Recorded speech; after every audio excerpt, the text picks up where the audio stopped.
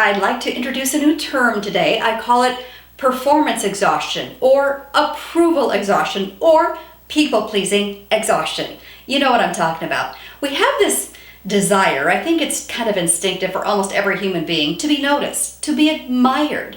They go, oh, like, oh, she's just the best mom, or she's just the best wife, or she's just an amazing coworker. Oh man, she's the best Bible teacher. We have that desire to be noticed and admired by others, but when we feed that desire, well, it's just a never-ending battle because I have to do more and more and more to get you to notice me more and more and more.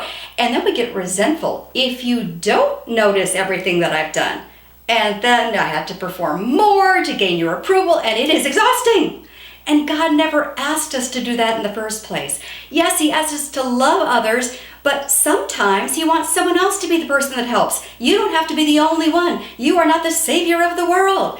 We have to come to God and say, Lord, what do you want me to do? Is this a day that you want me to be quiet with you? Or is this the day that you have me to, help the next door neighbor? We have to come to God and say, what would please you today, Lord?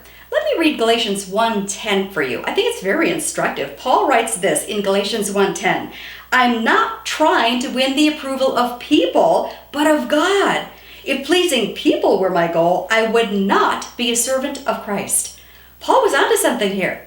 It's God's approval that matters, not other people. So we come to God when we see a task, when we see something that needs to be done. We say, Lord, is this for me to do? Or is this for somebody else? Do you want me to help my adult child with this thing? Or would I actually be getting in the way and enabling them to stay irresponsible if I run in there and help? Ask God first. His approval is the only thing that matters anyway. And I want to share one more verse with you. Isaiah 26:3.